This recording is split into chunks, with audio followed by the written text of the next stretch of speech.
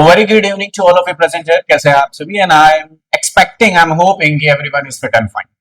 मेरा नाम है तेजिंद्र सिंह और मैं आप लोगों के साथ में करियर पावर अड्डा 24 के इस ऑनलाइन प्लेटफॉर्म पे I am here to give you a class. और आज की हमारी जो क्लास है वो है RBI.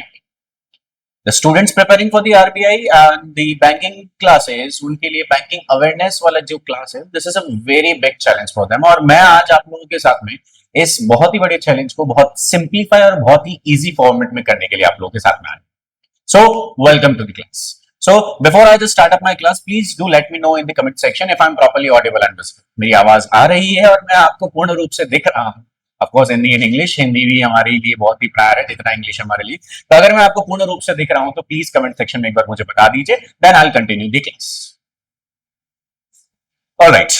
Seems like everything is fit and fine, so we'll start the class. तो अब आरबीआई के बारे में जब हम बात करते हैं एज अ स्टूडेंट, तो क्लास आरबीआई के अंदर हम बहुत सारी चीजें हैं जिसको डिस्कस करना है। Will start from the starting, zero से हीरो तक की जो क्लास वाला जो फॉर्मेट है वो हम करेंगे। तो एज इट इज मेंशन कि I have started A to Z master class of RBI. शुरू से शुरू करेंगे और एंड में आरबीआई का पूरा फंक्शनिंग के साथ में डिस्कस करेंगे। So let's start. Before we should not waste our time और हमें इस क्लास को स्टार्ट कर देना चाहिए। ठीक है, इसकी क्लास के अंदर जब मैं बात करूं तो आज की क्लास के अंदर हमारे जो टॉपिक्स में हम कवर करने वाले हैं, तो सबसे पहले आज cover with the foundation. Foundation के अंदर हम बात करेंगे कि आरबीआई का हिस्ट्री क्या रहा है, उसका एस्टैब्लिशमेंट ईयर क्या रहा है। उसके बाद में हम बात करेंगे उसका जो ब्रेकडाउन है, the 21 members of board of directors, उसके बारे में हम आप लोगों को आज की क्लास में हल्का सा इंफॉर्मेशन देंगे। Then thereafter will go to the power house, जिसके अंदर आरबीआई की जो 5 सब्सिडरीज हैं, उन 5 सब्सिडरीज में से पांचों की पांचों, और उसमें पहले मैं आपको 2 and then thereafter will go with the 3 subsidiaries, जिसमें हम बात करेंगे डीआईसीजीसी के बारे में और बीआरबी एनएमपीएल के बारे में। डोंट वरी, ये प्राइवेट कंपनीज है, I am here, nothing to worry about. सारी चीजें बहुत इजीली, बहुत ही अच्छे कॉन्सेप्ट के साथ में आप लोगों को क्लियर करूंगा और कैसे कर दूंगा आप लोगों को पता भी नहीं चलेगा, समझ में आएगा, उसकी टेंशन आप मत लेना। ठीक है, देन देयर आफ्टर हम बात करेंगे कि आरबीआई की तरफ से जो हमारे कॉइन्स हम जो इशू करते हैं, जो कॉइन्स, 1 रुपए का नोट अगर आप लोगों ने देखा होगा, वो गवर्नमेंट ऑफ इंडिया की तरफ से, मिनिस्ट्री ऑफ फाइनेंस की तरफ से इशू किया जा रहा है। तो उसके लिए जो अलग ऑर्गेनाइजेशन है, दैट इज एसपीएमसीआईएल, उसके बारे में भी हम आज आप लोगों के साथ में डिस्कस करेंगे। So without wasting much of our time, let's start. हम इसकी शुरुआत कर देते हैं। अब आरबीआई के बारे में पढ़ रहे हैं और आरबीआई के बारे में ही ना जाने तो फिर क्या बात है, तो उसके बारे में बता देते हैं कुछ टर्म्स जो हम आरबीआई के लिए यूज करते हैं। सबसे पहले we call it as an apex body, हम उसे सबसे बड़ी बॉडी बैंकिंग सेक्टर में कहते हैं, बिकॉज ये यहाँ की क्या है सर, ये यहाँ की रेगुलेटरी बॉडी है। क्या बॉडी है sir? It is the regulatory body of all the banking systems. Bankers bank कहते हैं हम इसे, क्या कहते हैं हम इसे? बैंकर्स बैंक कहते हैं। तो आरबीआई जो है ये सुप्रीम बैंकिंग अथॉरिटी है कंट्री के अंदर काम करने वाली। इस कंट्री के अंदर जितने भी बैंक्स ऑपरेट करेगी, वो सारी की सारी बैंक्स आरबीआई की तरफ से मैंडेटरी जितने भी रूल्स एंड रेगुलेशंस है उन्हें फॉलो करेगी, बिना उनके पॉसिबल नहीं। ठीक है, देन देयर आफ्टर इनका जो प्राइमरी फंक्शन है वो है कि सर हमारे कंट्री के जितने भी फाइनेंसेस है, उन फाइनेंसेस को अच्छे से कंट्रोल करना, उनके फ्लो को अच्छे से कंट्रोल करना, जिसके अंदर हम आने वाली क्लासेस के अंदर monetary policies and fiscal policy के बारे में भी डिस्कस करेंगे। फिर चलते हैं आगे और कुछ आपको हिस्ट्री के फैक्ट्स वगैरह के बारे में बता देते हैं। जब मैं आरबीआई के बारे में बात करता हूं तो it was the year 1926, 1926। Sir उससे पहले कुछ नहीं था क्या? उससे पहले भी था। जब हम बैंक्स के बारे में बात करते हैं तो हम हमारे 3 प्रेसिडेंशियल बैंक्स के बारे में बात करते हैं, जिसमें presidential bank of Bengal, presidential bank of Madras and presidential bank of Bombay के बारे में बात करते हैं। With the passage of time, समय के साथ साथ इन तीनों बैंकों को मर्ज करके 1921 में, कब की बात कर रहा हूं सर मैं? 1921 में इनको मर्ज करके बनाया गया द इंपीरियल बैंक। 1921 में उन्हें तीनों प्रेसिडेंशियल बैंक, कौन कौन सी? बंगाल, कलकत्ता, बंगाल, बॉम्बे और मद्रास बैंक को मर्ज करके एक बैंक बनाया गया जिसका नाम रखा गया द इंपीरियल बैंक, और साल था 1921। इस पीरियड तक जो बैंकिंग सिस्टम है, उस बैंकिंग सिस्टम के अंदर जनरली जो लोगों को शिकायतें हैं वो करप्ट प्रैक्टिसेस की थी। एक मॉनेटरी पॉलिसी नहीं थी, एक सिंगल बैंक नहीं था जो इनके कंट्रोल और एडमिनिस्ट्रेशन यानी इनके प्रशासनिक या कार्यकारी कामों को अच्छे से निगरानी रख सके या मॉनिटर कर सके। तो इसको देखते हुए यहां पे 1926 के अंदर एक कमीशन का गठन किया जाता है, जिस कमीशन का जो नाम है वो है हिल्टन यंग कमीशन, और इसी कमीशन को हम एक और नाम से जानते हैं जिसको हम बोलते हैं the royal commission. Edward Hilton इसके चेयरमैन रहे। तो ऑफकोर्स जब भी हम इस तरह की कमीशन की बात करते हैं तो 99.99% केसेस में जो उनके चेयरमैन होते हैं उनके चेयरमैन के नाम पे उस कमेटी का नाम रखा जाता है। इस रॉयल कमीशन ने एक सुझाव दिया, और एक सुझाव क्या दिया कि यू नीड क्या रेगुलेटरी बॉडी की आपको जरूरत है, एक ऐसे इंडिविजुअल, एक ऐसे ऑर्गेनाइजेशन की जरूरत है जो कि पूरे के पूरे बैंकिंग सिस्टम को चलाए, कंटिन्यू करे। लेकिन इस सुझाव को मानने तक हमारा साल आ गया 1924। फिर इस हिल्टन यंग कमिटी की तरफ से जो रिकमेंडेशन दिया गया था, उस रिकमेंडेशन के बेसिस पे एक एक्ट पारित किया गया जिसका नाम है द आरबीआई एक्ट 1934। इस 1934 एक्ट के बाद में अगले ही साल 1935, डेट और टाइम साल सब याद रख लेना, 1 अप्रैल 1935 में फाइनली इस देश के अंदर आरबीआई का गठन किया जाता है। The RBI is established in our country. और शुरुआती दौर में जो उसका इनिशियल कैपिटल रखा गया था वो कितना रखा गया था सर? शुरुआती दौर में उसका इनिशियल कैपिटल 5 करोड़ रुपए था। तो 5 करोड़ के साथ 1 अप्रैल 1935 से आरबीआई इस देश में काम कर रहा है। इसी को हम हमारे हिस्ट्री से अगर कनेक्ट करें तो आप लोगों ने जब हिस्ट्री के अंदर, चाहे आप हिस्ट्री की बात करें या पॉलिटी की बात करें जिसमें हिस्टोरिकल बैकग्राउंड की बात करते हैं, तो हम इन दोनों ही केसेस में एक टॉपिक पढ़ते हैं जिसका नाम है the government of India act 1935। जब हम वहां पढ़ते हैं तब आप वहां पे आरबीआई के बारे में पढ़ते हैं, तो वो आरबीआई वहां से बना जरूर है, लेकिन इसकी जो हिस्ट्री है वो 1926 एडवर्ड हिल्टन यंग कमिटी या मैं बोलूं रॉयल कमीशन से आई। तो जब कोई क्लास हम पढ़ते होते हैं तो वो क्लास को किसी एक स्पेसिफिक सब्जेक्ट से कनेक्ट करके या किसी स्पेसिफिक सब्जेक्ट पे कंस्ट्रेन नहीं करना, रेदर उस सब्जेक्ट को हिस्ट्री और बाकी सारे सब्जेक्ट से कनेक्शन देखना होता है। वो कनेक्शन जिस दिन आप देख लेते हैं, वो कनेक्शन जिस दिन आप बना देते हैं, तो आप एनालिटिकल अप्रोच अपना लेते हैं। उसी एनालिटिकल अप्रोच से मेजॉरिटी ऑफ स्टूडेंट्स के एग्जाम क्लियर होते हैं। तो इस एक पॉइंट में, यानी मैं सिंपली वे में आपको बता दूं, गवर्नमेंट ऑफ इंडिया एक्ट 1935 बता के खत्म कर देता तो गलत होता, लेकिन इसकी जो हिस्ट्री है वो 1926 से शुरू होती है। आगे बात करते हैं सर, 1 अप्रैल 1935 में फाइनली इस देश में आरबीआई का गठन हो जाता है। उसके बाद में जब इनिशियली इसका फॉर्मेशन होता है, एस्टैब्लिशमेंट होता है, तो उस पर्टिकुलर स्टांच में इसका जो हेडक्वार्टर है वो कोलकाता या कलकत्ता बोल दो आप, ठीक है। फिर बाद में 1937 के अंदर, 1937 में इसका जो हेडक्वार्टर है वो कलकत्ता से स्विच करके कहां पे लाए हैं? Do let me know in the comment section कहां पे लाए हैं। यहां पे लिख भी रखा है, मुंबई का। उसके बाद में 1937 के बाद में फिर साल आता है 1949। कौन सा साल आता है? 1949। और 1 जनवरी 1949 का फाइनली आरबीआई का नेशनलाइजेशन कर दिया जाता है, यानी now it dedicatedly work under the government of India. और इस नेशनलाइजेशन के बाद में इसने पूरे देश के सारे ही बैंक जो भी यहाँ पे हमारे देश में काम कर रहे हैं उनके रेगुलेशंस की जिम्मेदारी अपने हाथ में ली। तो ये तो था हमारा हिस्ट्री की क्लास, जिसके अंदर हमने हिल्टन यंग कमीशन से स्टार्ट करके and we had ended to the nationalisation of the Reserve Bank of India. तो 1926 से हमारी कहानी शुरू होते होते हमारी कहानी कहां तक आ गई सर? हमारी कहानी आ गई 1949 तक। द डेट वाज जनवरी 1, 1949। ठीक है, यहां तक अगर आप लोगों को चीजें क्लियर है तो मुझे कमेंट सेक्शन में एक बार थम्स अप दे दीजिए and then will move ahead in the class. Moving forward, उसके बाद में अगर हम करंट सिनेरियोस के बारे में बात करें कि सर इस तरीके की बैंक से कोई ना कोई डायरेक्टर्स तो रहे होंगे, कोई ना कोई चेयरमैन तो रहे होंगे, तो उन चेयरमैन के बारे में देख लेते हैं। तो द वेरी फर्स्ट चेयरमैन जो आरबीआई के गवर्नर रहे हैं वो रहे sir Osborne Smith. He was a British citizen और इन्होंने आरबीआई की कमान अपने हाथ में संभाली। देन देयर आफ्टर उनके बाद में जो नेक्स्ट गवर्नर आए हैं वो है मिस्टर जेम्स टेलर। इन्होंने भी आरबीआई की कमान अपने हाथ में संभाली और कुछ कुछ रिफॉर्म्स बहुत अच्छे भी किए हैं। जब हम आरबीआई को डिटेल्ड वे में पढ़ते हैं तो we definitely get to know कि वो डिटेल्ड फॉर्मेट क्या है। थर्ड चेयरमैन या थर्ड गवर्नर जो आए हैं वो है CD Deshmukh. He was the third overall governor of the RBI. Later on जब हम बात करते हैं कि तीसरे के बाद में क्या है, तो 1949 जनवरी 1 को आरबीआई का नेशनलाइजेशन हो जाता है।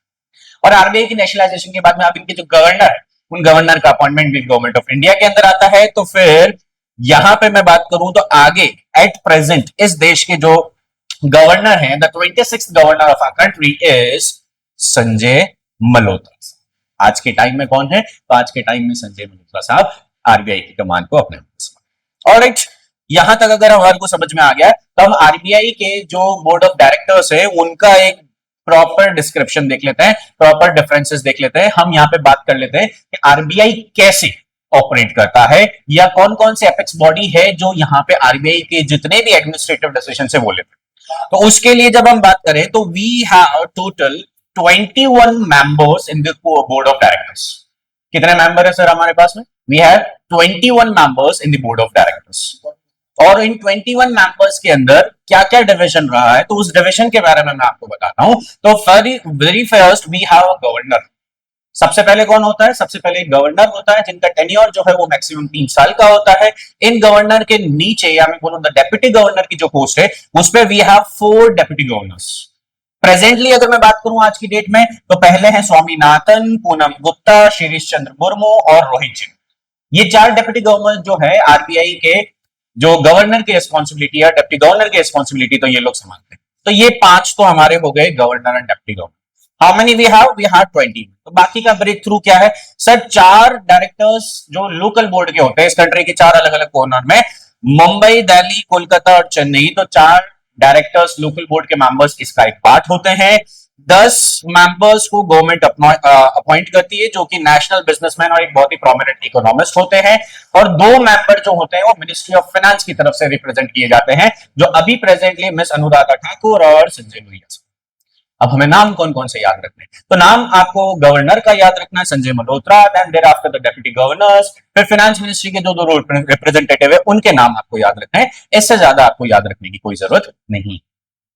ऑलराइट, जब हमने डायरेक्टर्स के ब्रेक थ्रू देख लिया तो हम फर्दर इसके बारे में आगे बात करें। तो आरबीआई की टोटल 5 सब्सिडरीज हैं जिसके अंदर मैं बोला कि आज की क्लास के अंदर I will be like dealing with 2 subsidiaries. तो पहला जो सब्सिडरीज है वो है डीआईसीजीसी, जिसका जो पूरा फुल फॉर्म जा रहा है deposit insurance and credit guarantee corporation. Insurance word समझते ही आप लोगों को आ जाना चाहिए कि हम किसके बारे में बात कर रहे हैं। तो इंश्योरेंस वर्ड में यहाँ पे क्या है कि अगर if any of the condition और एनी ऑफ द सर्कमस्टेंसेस, अगर आपका बैंकिंग सिस्टम फेल हो जाता, बैंक ही फेल हो गई, ये पूरा सिस्टम बैंकरप्ट हो गया है, तो उस केस में ये डीआईसीजीसी आपको 5 लाख का इंश्योरेंस प्रोवाइड करता है। कितने का इंश्योरेंस प्रोवाइड करता है? 5 लाख का। तो पहले इसके बारे में पढ़ लेते हैं, देन विल मूव अहेड। सबसे पहली चीज जो आपको याद रखनी है वो है इसका फुल फॉर्म। तो डीआईसीजीसी का है deposit insurance and credit guarantee corporation.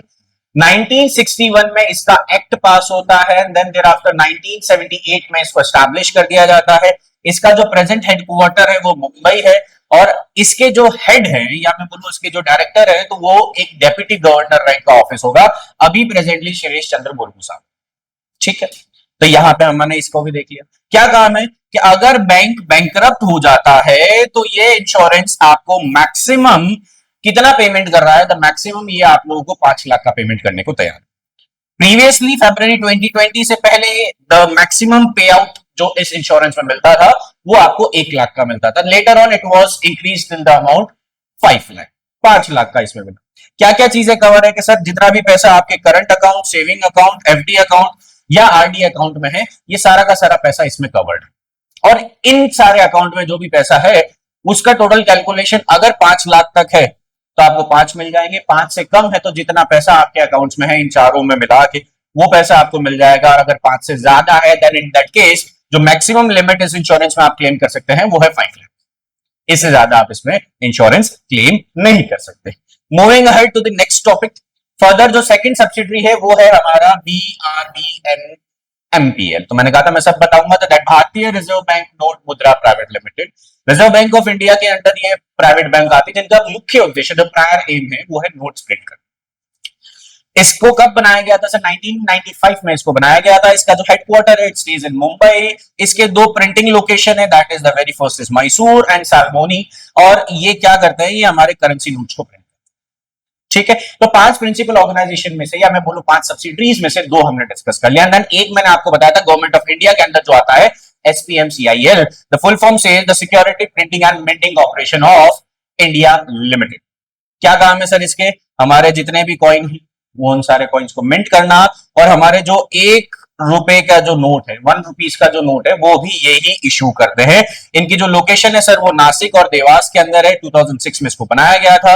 और इनका जो हेडक्वार्टर है वो कहां जा रहा है सर? इनका हेडक्वार्टर न्यू दिल्ली में। मूविंग अहेड, सर कितना पे आउट करता है डीआईसी? तो मैक्सिमम जो पे आउट है वो 5 लाख का है, मिनिमम है कि आपके अकाउंट में जितना भी पैसा है। तो एक एग्जांपल आप लोगों के सामने है कि सेविंग अकाउंट में अगर 1 लाख है, करंट में 1 लाख है, एफडी में 1 लाख है, आरडी में 1 लाख है, तो टोटल 4 लाख होता है, तो 4 लाख मिल जाएगी। इसमें से अगर एक में भी अगर 2 लाख है, मान लेते हैं for example there is 2 lakh, तो टोटल अमाउंट 5 है, तो 5 मिल जाएगा। लेकिन अगर कोई कंडीशन ऐसी आ जाती है कि किसी में सेविंग अकाउंट में 3 लाख है, कुछ भी हो, इनमें से जो भी अमाउंट अकाउंट आपके पास में जिनका टोटल 5 लाख से ऊपर होगा, तो उस केस में मैक्सिमम जो पैसा आपको दिया जाएगा वो 5 लाख का होगा। 5 लाख से आपको पैसा ज्यादा नहीं दिया जाएगा। ये 5 भी इन्होंने कब ट्रांसफर किया है? सर ये 5 लाख उन्होंने फरवरी 20 के बाद में ट्रांसफर किया। ठीक है, ऑल राइट। फिर हम आगे चलते हैं इसके बारे में। अब कुछ मिथ्स आ जाते हैं, उनके बारे में बात कर लेते हैं कि क्या डीआईसीजीसी इंश्योरेंस जो है वो आग लगने में या बैंक में चोरी होने पे किसी तरीके का पैसा प्रोवाइड करता है? नहीं करता है। ये ओनली लायबल है if your bank goes bankrupt. Further जो दूसरा आ रहा है, जो प्राइवेट वर्ड आ रहा है बीआरबी एनएलपीएल के अंदर, तो क्या ये एक एक्सटर्नल बिलियनर इन्वेस्टर कंपनी है? तो उस केस में जब हम बात कर रहे हैं, तो initially it was a private company, but later it was owned by the Reserve Bank of India. Further note printing के बारे में बात करें तो हमारे पास में कुछ एक्सटेंसिव नोट्स पेपर होते हैं जिनके बारे में, जिनको आरबीआई बाहर से किसी और कंपनी से लिंक करता था, लेकिन कुछ प्रॉब्लम्स हो गई and then thereafter we had stop printing those papers, उसे बनाना हमने बंद कर दिया था। तो अब सॉल्यूशन क्या है सर? अब मध्य प्रदेश के होशंगाबाद जोन के अंदर हम वो सिक्योरिटी पेपर प्रिंट करते हैं और वही पेपर फर्दर हमारे जितनी भी प्रिंटिंग एजेंसीज है वहां पे ट्रांसफर किया जाता है, सो दैट कि हमारे नोट्स की कोई फॉर्जरी नहीं कर सके। So this was all about today's class. Last जो मैं आपको बताने वाला हूं कि कॉइन्स, तो कॉइन्स कहां कहां मिंट होते हैं? नोएडा, हैदराबाद, मुंबई एंड कोलकाता में मिंट होते हैं। और आप लोगों को एक इंटरेस्टिंग चीज अगर मैं बताऊं तो आप देख के बता सकते हो कि आपका कॉइन कहां मिंट हुआ है। उसका जो बिगेस्ट एग्जांपल है कि हर कॉइन के ऊपर एक प्रिंट ईयर, मिंट ईयर लिखा हुआ है।